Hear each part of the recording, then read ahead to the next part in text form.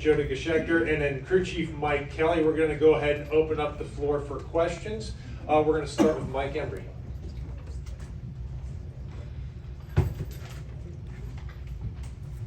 Mike Embry from NBC Sports.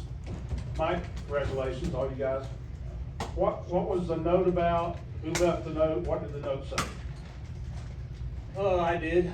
This morning when I woke up, it was at 3:30, and I've been coming here for a long time. I think it's like my 27th year coming here, and I've been fortunate to win the 500 one time before. But just something this morning felt different, and kind of how our week started. I kept telling myself if we just keep working on our car and keep believing in ourselves, maybe something will work out.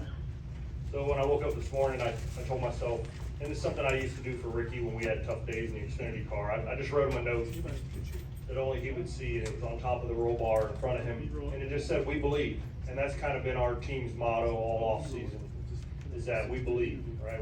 We're a small team. We're not a super powerhouse team. We're small. I think there's 40-45 employees that work in our shop every day, but I have 45 people that believe in what we're trying to accomplish.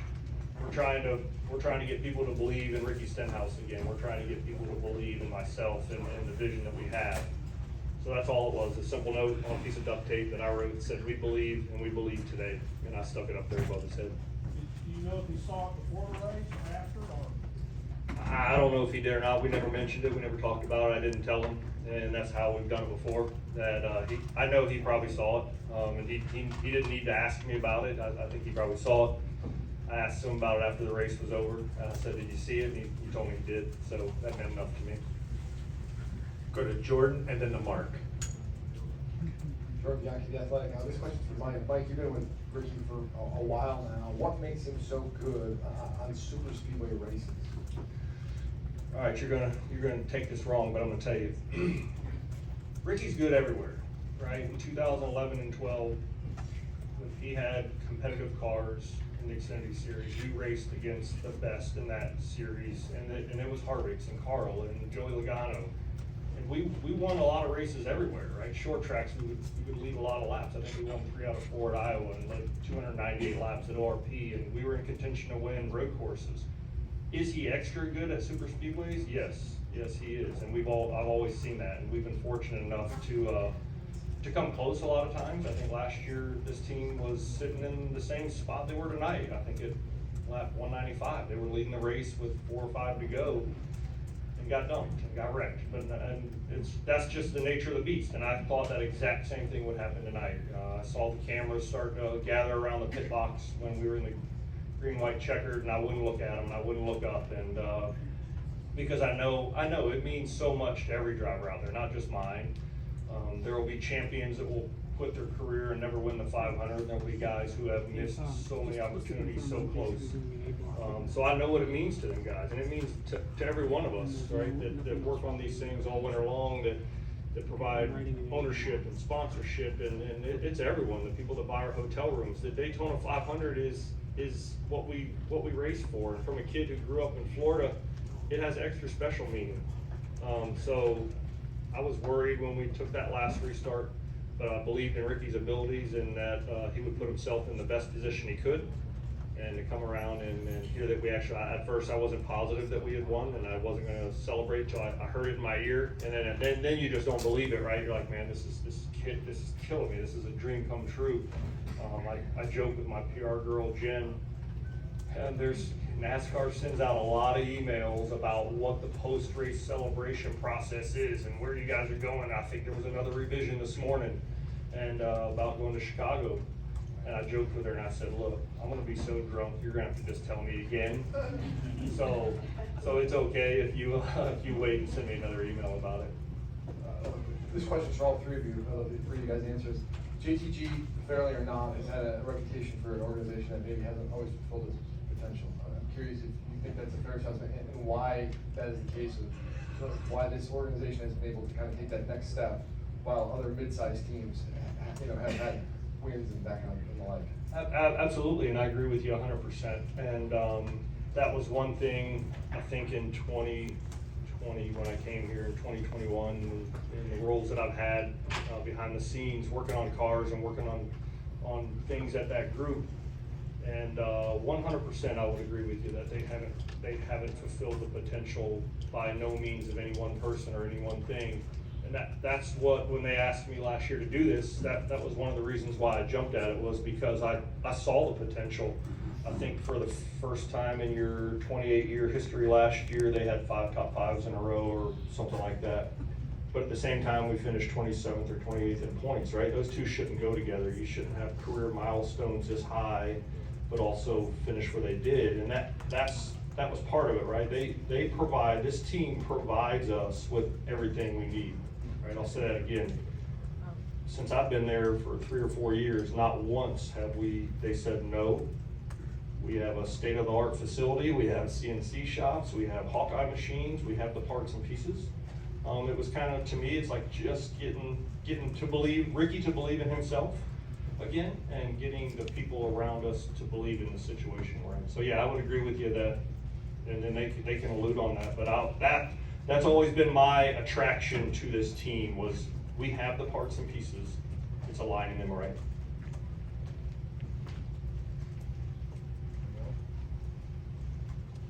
Couldn't say it any better. It's a little bit different, what I'm gonna say, but it does speak to where we are. Every morning, I get up and I put on my shoes of peace, and I go out. But make no mistake, this is a battle. The competition in this series is fierce, and it's serious. And we are blessed to have the partners that we have and the sponsors that we have, but it's a battle and it's a fight, and it's hard. And it's not for lack of effort. We've come really close, so I try not to get our hopes up. You know, tonight, when we were close, and it was the last lap, and there's another caution, I just think, dear Lord, please, no, we need it. We need it, and we need it now. We need it tonight. We need it to happen. And it did, you know. We work hard. The guys do their jobs. We're prepared. We're prepared every day. We have the support of Chevrolet, and we have sponsors that stick with us. And we're truly blessed. I'm just happy to be here. So, doesn't really answer the question, but it's how I'm feeling right now. We're joined now also by Gordon Smith with JTG. Thanks, and I missed the question because I came in late. Go next to Mark, and then we'll go to Jenna. Mark Yarrow, PRN. This is for Jodi and Tad. Jodi, out on pit road, I heard you as the celebration, somebody asked you a question about Ricky, and you said we never gave up on him. A lot of people might question that. So why did you guys not give up with all the ups and downs sometimes you had? Why did you not give up on Ricky Stenhouse Jr.?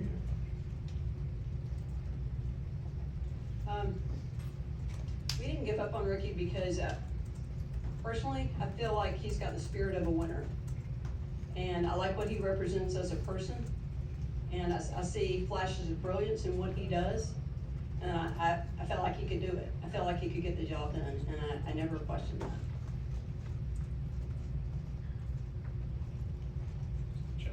Yeah, I'll add to that. I mean, we have 18 corporate partners.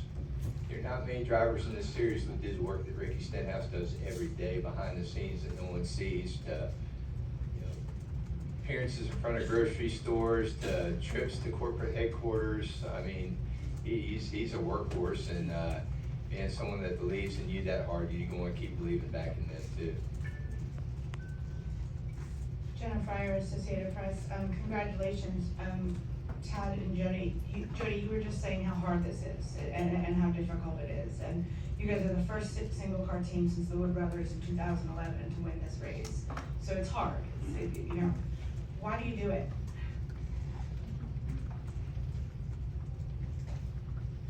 Because we don't quit. We're tenacious, we don't quit, we dig in. I had a very strong family background that taught me that, and they instilled that in me. And you do have to raise questions in your mind and say, is this the right path? I mean, you have to be smart about it, but you just don't quit.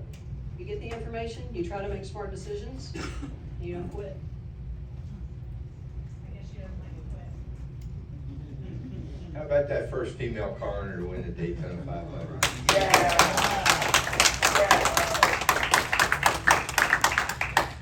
And with the win as well with Brad Doherty, not here tonight unfortunately, but also the first African-American team owner for the Daytona 500.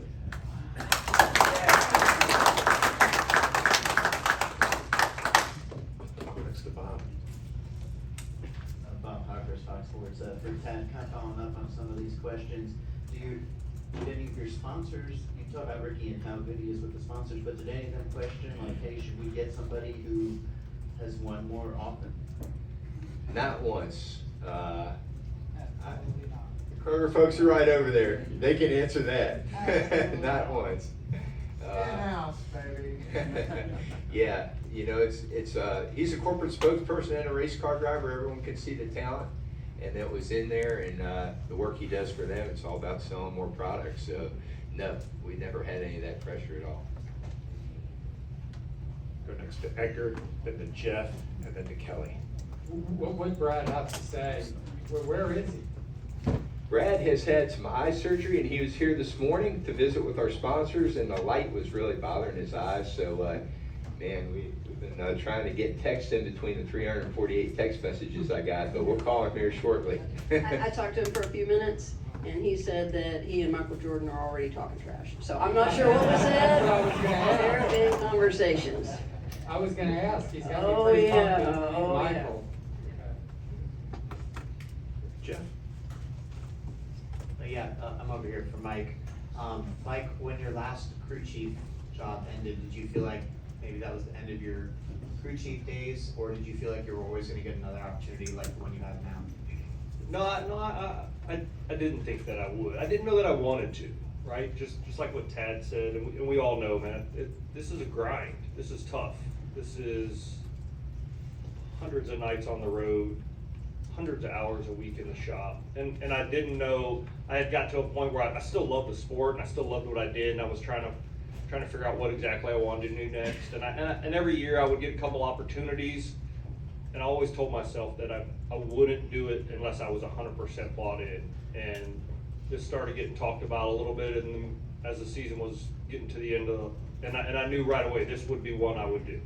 Obviously, my relationship with Ricky pulled me in that direction really hard. What I saw in our shop and what our owners supplied us and parts and pieces in our things, that this is one that I really wanted to do. So had this opportunity not come up, probably not. I don't know that I would again. And I had a long talk with my wife about it, because it's a commitment. It's a lot, and I told her that if I get a chance at an opportunity, that I would put everything I had into it. I was fortunate enough. Jack gave me an opportunity in 2014 to be Ricky's Cup crew chief, and I just wasn't ready. I had spent too much time in the Xfinity garage, and it was at a time when we were struggling as an organization, and we just weren't as good as we needed to be, and I wasn't ready. And that made it tough, and I told myself, if I ever get the opportunity again, you better be ready. And I feel like I've worked really hard this off season, not just on cars and vehicles, but on people.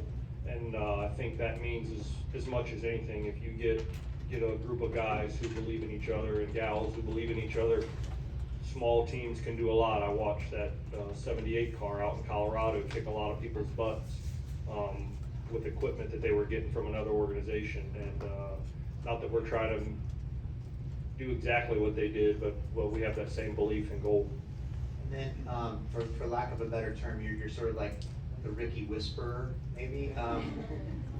Why do you guys get along so well? What is it about your personalities that mesh? And it's probably as much of the things you guys know about on the racetrack that we have done off the racetrack, and the things we've gone through in our lives together, the ups and downs. Going to Tulsa and spending all our weeks together in the Chili Bowl and just talking about this sport and what this sport means to us, but also what it has done to us, the ups and downs and the places it's taken us. You know, we've seen a lot of highs, but we've seen a lot of lows. And I remember sitting in meetings where Ricky's career almost ended before it ever started. You all know the story, right? He had to cut cars up at Roush because he had wrecked so much stuff. And I remember sitting in meetings when they basically voted, and not one person out of that group voted to cast him to the side. but it's been as much off the track. It's been sleeping on my couch or in his motorhome. Just two people that when you say you have someone's back, you know they have your back. And when you say, I'm gonna make this decision, he knows I'm making the best decision for Ricky Stenhouse, not Mike Kelly or by myself. It's for him. And when we work on our race cars and we debrief, there's been days like we almost wrestled one year at Bristol. I mean, literally grabbed each other, and I thought we were gonna kill each other because of a mistake. But he knew I made the best decision I had at that time. And I think going into today, you know, we qualified horrible, right? We just won the Daytona 500 with like the 35th fastest car here and qualified. But we learned as an organization, we went to work that night. Like when we left here with our tails between our legs, we went to that hotel room and we worked till 12:30 that night. Our alarms went off at 6:30 that next morning, and my group was down in the hotel lobby, and we worked and dug, and we had a better car on Thursday. And we didn't have the best car on Thursday, and we worked again, and we worked all night long, and we had Friday after practice, he said, we got a car that can do this. He said, I could see that it rolled the corner really well. I could see it did everything he wanted it to do, and we covered it up, and we didn't practice Saturday, and that's how confident we felt about what we had. Hey, Mike, what did you guys get in the fight at Bristol about? Was it literally like goal wrestling? Oh yeah. My wife was there, she remembers it. So Ricky's first year at Bristol in the Xfinity car, we dominated that whole race, and they changed right side tires halfway through the race, and we still were killing them. And it came down to a green flag pit stop it was a green flag pit stop, and we decided we needed to pit for fuel. We were gonna run out, which never happens at Bristol. So we pitted for fuel. Well, obviously the caution comes out 3 laps later, and we're trapped 5 laps down or whatever, and he's mad. So that's not it though, that's just the first one. So we go back there to the fall race, and I'm like, look, we got this, we'll kill him again, we'll win it this time. And I think we're leading with like 30 to go, and a caution comes out, and I said, you know they're gonna do the exact opposite of whatever I do. I know I got your back, whatever you say, I'm here for you. And I said, all right, pit. They're not pitting. I said, I know you got my back, right? No, that's the dumbest decision we've made. So I think we ended up getting back to third or something, and he was gonna go his way and I was gonna go my way and just talk. We were gonna rehash it, but I knew he had a sponsor commitment thing going on in his bus. And my wife said, you guys probably need to talk this out. Don't drive out of this. I was literally doing donuts in Bristol's parking lot. I was so pissed. And so I drove my truck straight to his bus, and I think I parked it all on the bumper of his truck. And I went to go start yelling. He went to go start yelling. Next thing we were hugging and we were wrestling on the ground about it. But it is okay. We can do those things. I'll tell you another funny story you asked him about, or a good one, right? So we used to rent a house in Michigan on this lake, and it was for the team. We could stay in hotel rooms. And Ricky he wanted to be around the team, wanted to be around the guys. And I said, man, we got a 4-bedroom house with already 8 guys staying in it. And I said, your only option is to sleep in bed with me. And he said, well, I'm game. Are you good? I'm good. And I'm like, man, if you're good, I'm good. So we joke about all the time that, man, that's the only man I had to share a bed with, Ricky Stenhouse Jr. So maybe that's part of it, right? So maybe you can ask him about it. But it is, that's the relationship we have, and that's how it works for us. We'll go next to Kelly and then to Jerry. That's right. We'll go next to Kelly, then to Jerry, then to man. Kelly Crandall, Racer.com. Let me start with Mike to your right here. You said a few minutes ago that you have to get Ricky Stenhouse believing in himself again. Has that been a problem? No, I think that the one thing about Ricky is his confidence is there, right? And I told him this. I said, man, I've worked with a lot of drivers. I've worked with some really great drivers, and the one thing Ricky does different than every single driver I've ever worked with is he can blow an engine in Fontana, or he can get in a wreck at Phoenix. The next week, the next first lap in track, he believes he's gonna win. He believes he has the ability to shut off what happened before anyone, right? We have a bad practice, the next practice he believes he still has a shot at winning the race, or bad pit stop, he believes he's gonna be able to do it. But he sees the things, right? He hears the things, and I literally had to spend a ton of time I would show him video and show him things to say, look, you didn't cause that wreck. You were in it, and your name's just gonna be attached to it. That's what we gotta fix, right? We don't want it that anytime you're involved in something, somebody just says, well, Stenhouse was in it again, right? So many times that's been the situation, but that's not how it's perceived. That's what I wanted to change. I wanted him to believe that he was not the fault of a lot of things, but take responsibility for those that he is. Sped on pit road tonight. We've talked about it. You know, you made a mistake. Those are the things we gotta fix. And I wanted him to get back to where he was, where he believed in himself. For Tad, Jodi, or Gordon, Jodi, you had said a few minutes ago that, I was coming down at the end there, that you were praying, no, we need this, we need it now. Besides being able to say from here on out that you all want the Daytona 500, do you have any idea what winning this race will do for your organization? This morning, I woke up at 3:30 this morning also. That's interesting. Didn't know that you did that too. So I was up at 3:30, kind of tossing around, just thinking through the day. And when Tad woke up, I'm making coffee, and he said, we're gonna win today. I said, do you really think so? He said, I do. He said, I feel it. I feel like we're gonna win today. And we prepare every week, and sometimes you know when you've got a better shot than others. But Tad really felt it. And we said our prayer before we went back out into the world. And we did our Wonder Twin Powers Activate. Kind of sounds hokey, but that's what we do. Wonder Twin Powers Activate, we get busy. So when I say we need it, I mean, you need it. You work hard, you need to finish things. And for me, that feels like validation. That feels like a finish. We needed that. Our guys needed that. Our sponsors needed that. Kroger people have been with us for 16 years. They needed that. They needed to see us in Victory Circle. They needed to be there with us. And I am just thrilled to death that we were able to do that together. We'll go next to Jerry, then to Matt, then to Jacob. Jerry Jordan, picking up tires on that. Kelly just asked about the team, but my question is more about the sponsors. You guys talked about 18 corporate partners. What does a win of the Daytona 500 mean for those groups? And how big is this for them, and believing with you guys?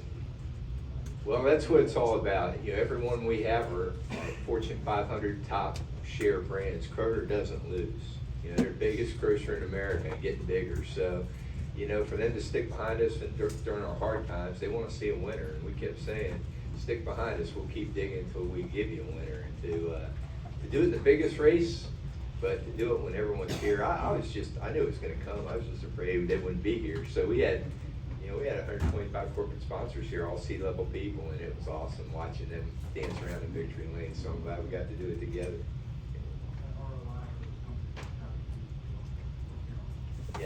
Yes, Cottonelle's launching a brand new packaging. That's a big bet for an iconic brand like that. They say, hey, your favorite toilet paper's got a new paint job. So that was their big campaign this week. So, yeah, they can really play that up now. There's going to be a lot of good media behind it. Matt Weaver, Motorsports Reviews. This is for Mike. We've kind of had exchanges before here at Speed Weeks where you guys talk about how good you are, 2020, 2021, speeding on pit road, crashes. This time, you guys don't have the fastest car that you win. Is that kind of just Daytona and it kind of works itself out? No, because obviously when we qualified the other night, we knew we had some issues. We felt like we had a way better car than 35th, and honestly today, I know we did. When we ran Thursday night, I felt like we had a decent car, really good car. Friday, I knew we had an exceptional car. I could look at data, I could look at enough stuff, I could visibly see it. So I thought we had a great race car by the end of the week. And that's attributed to hard work, right? That's probably as hard as we got our teeth kicked in qualifying, probably pushed us harder. Probably missing the race in LA, probably pushed us harder, right? Because all winter long, I've told these people to believe that we can do this. And we go to LA and we were in position to make the race, and a caution comes out and we get spun or whatever happened, and we went in and make the race. So to me, it's just about believing, and it's just about the people. Jodi's 100% right, and I've lived my life in this garage, so I know it is hard. It is the hardest thing to do, is to compete at this level, week in and week out for 37 weeks, however long we're going to do it. But no, I felt confident about the car. Come Friday, I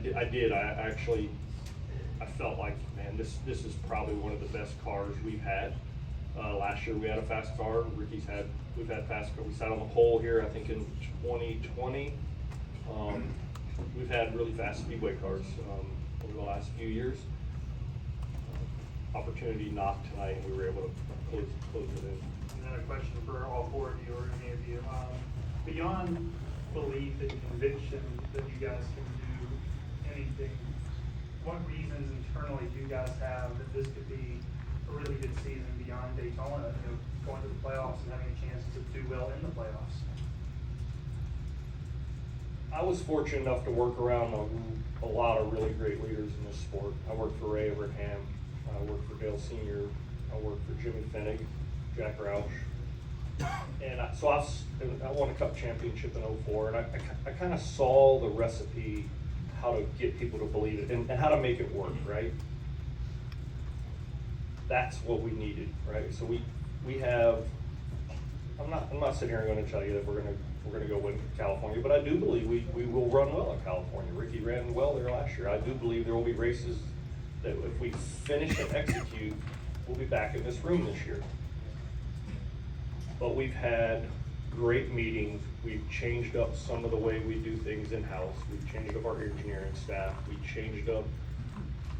had a team meeting for the first time in a long time before the race, right? We are doing the things that I believe lay the foundation to get where you want to go. We are taking every day serious. We show up at 6:30 in the morning like every other race team here. I'm not telling you anything you don't see.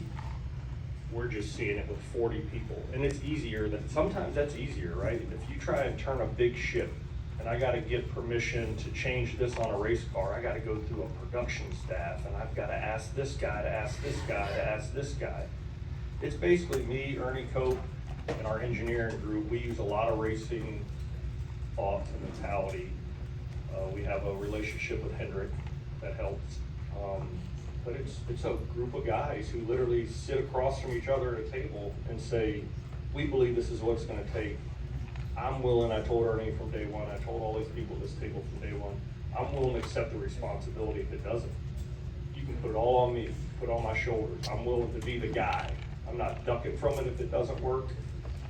But I'm willing, if you'll let me try my way, I'm willing to take the responsibility of it. Jacob, then Alex, then Melissa. 177 Sports Media, KickingTheTires.net. This is for Jodi and Tad. You guys have been through a lot since jumping to this level in 2009. Had only been to victory lane one other time. Jodi, you used the word tenacious earlier in this press conference. 8 years, almost 9 years without a victory and all the struggles. Was there ever a point that you guys look at each other and even consider, the end of the road? Or was there always a belief that, no, we're where we need to be and eventually it'll break right for us?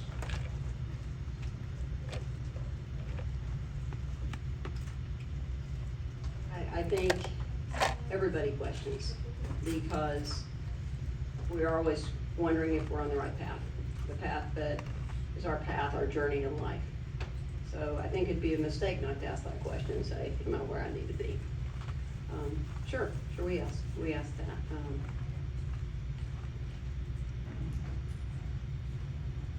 do the best we can.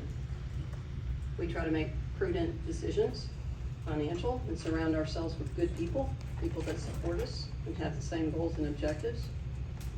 We listen a lot. We try to listen more than we talk. And listen to people that value us and respect us and whose intellect we respect. And that's usually the direction we go. We pray about it. We're prayerful people. Not everybody is, but that's my position. I will say this, for a team our size, COVID was not good. You know, we created product demand. Our sponsors didn't have a demand problem, they had a supply problem. They're like, man, we can't make enough toilet paper put on the shelves, much less do promotions. And, you know, there's a lot of back and forth and people wanted to change contracts. And it was a tough 2 years. And when it gets lean like that, after 28, 29 years of doing it, man, yeah, you start wondering, like, man, are we gonna be able to turn on the lights in a year? But, man, you just keep praying about it, you keep digging, you don't give up, and we get to the other side of it, the folks from Kroger stick behind us, you know, Gordon sticks behind us, everyone just keeps believing, and we came out the other side, and sponsorship's coming back with a vengeance, we're able to give Mike Moore what he needs, and it all gets better. So, yeah, I'm not gonna tell you they're not mornings when you go, ooh, I don't know. You know, at the beginning there was a lot of ramen noodles and instant potatoes starting to race, and even got back to that pretty quick, but it's getting better now. And for Mike, you referenced earlier, you've won this race before, you know what that feels like. How was tonight different though, with the amount of time that you've worked with Ricky, the relationship that you two have, just to be able to do it together? What has tonight been like? It's so different because of both situations, right? I was on a team, I was a car chief for Michael Waltrip in 2001, working at BEI, and a great opportunity for me. And we didn't get to celebrate that day, right? We won the race, our boss died over there in turn 4, and that's kind of bothered me for a long time. So to get a chance, and I've come back every year since 2001, believing I would have another opportunity. And every time you drive out of that tunnel and you leave in February, you tell yourself, well, we'll be back in July and we'll have another shot. It's not the 500, but it still means a lot. And you leave in July and you'd come back in February and you'd be like, all right, it's 500 again. Here we are. And when I was on the other side of the fence in the Xfinity garage, that meant a lot to me too, right? I think I finished second with Carl in 09, and Ricky was leading in 2011 or something, and we've got wrecked coming to the checkered, and just so many close calls. And you start questioning yourself, man, that you still drive into that tunnel every year. And I know it's probably the same for you guys as it is for us. We drive into that tunnel, man, we're smiling, we hit the gas, and we jump out the other side, and we all take pictures of it. And this year, getting an opportunity to do it with my best friend, and knowing the car we had Friday, I just wanted to stay focused, and I did not want to be the one that took it out of his hands. There was some pit calls that I felt like halfway in the race, I was like, man, I might have missed an opportunity here. How can I get it back? And we got ourselves back, and then we sped on pit road. And as soon as we get back out on the track after serving the penalty, we're 3/4 of a lap down, and I hear there's a big wreck and the caution's out, and I think to myself, man, was that a sign? Was that something bigger than us that put us on pit road? Because where that wreck happened was right where we were running. And I just said, you know what, I'm just gonna accept it for what it is and use it to our advantage. And Ricky just kept digging. So to answer your question, I don't know that I'll ever be able to answer to you what this means to me and Ricky, because there was a lot of low days, and there was a lot of days that was just tough. And to get to the biggest stage, right, and the biggest series of motorsports on the biggest night, and to sit up here, it's pretty amazing. Alex, then Melissa. Hi, Alex Zello from the Charlotte Observer. Tad and Jodi, you guys have been in this for 29 years. It's kind of similar to Jacob's question. Does a night like this extend your stay in the NASCAR Cup Series for another year, another 2 years, another 3 years, etc.? Or are wins notwithstanding in how long you stay in this? Well, that's an interesting question. I think you don't think about quitting. You know, you just keep digging and looking at the next challenge and trying to conquer it. So we hadn't, thought about that. I will say during COVID, there are lines at the gate and people saying, hey, we could buy your charter and, we want to grow our team, and we all talked about it. Are we gonna come out the other side of it? But, we all decided, no, it's not the right time, it's not the right thing to do. So, yeah, I think it puts more wind in your sails, right? You're just gonna dig harder and faster for the next one. So, yeah, it definitely gives you some new energy when you say, Gordon. Absolutely. I mean, it was, I'm new to the sport, and this is just huge for me. But I never thought about giving up. Switching to Mike, it's been huge for us, and it's just been a fantastic situation, and I think we're just gonna keep digging.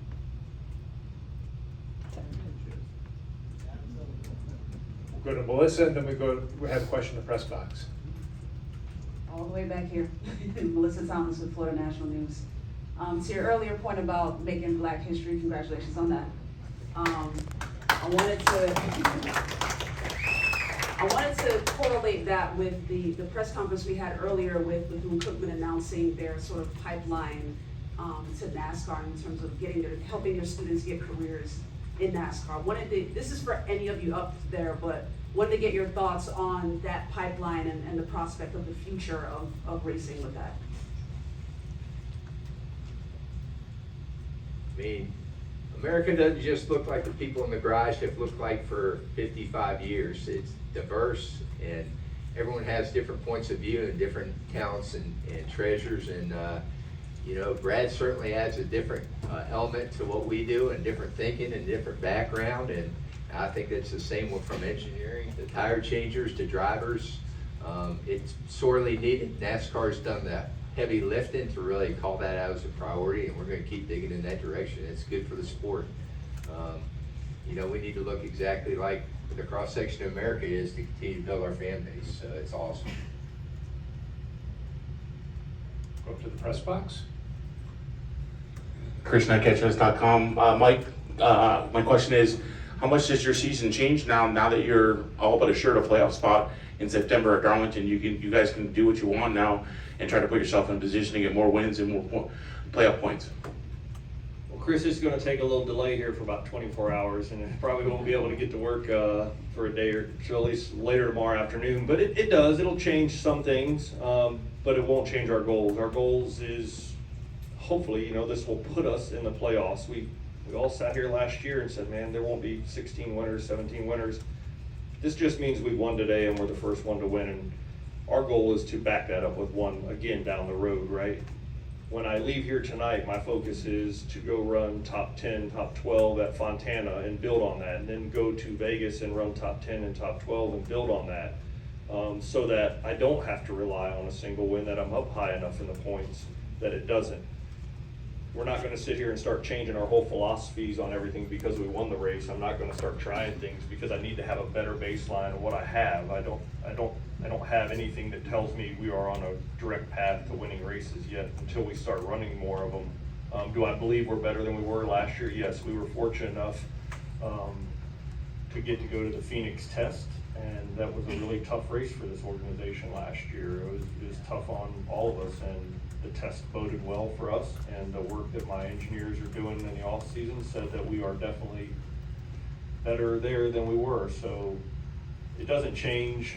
I'm not gonna throw Hail Marys. Next week I'm gonna go to Fontana and do everything I can to put ourselves in position to run in the top 10 and get stage points every chance I can. Ted, Mike, Jodi, Gordon, congratulations on winning the Great American Race. Good luck next week in Fontana, the rest of the season. Yeah.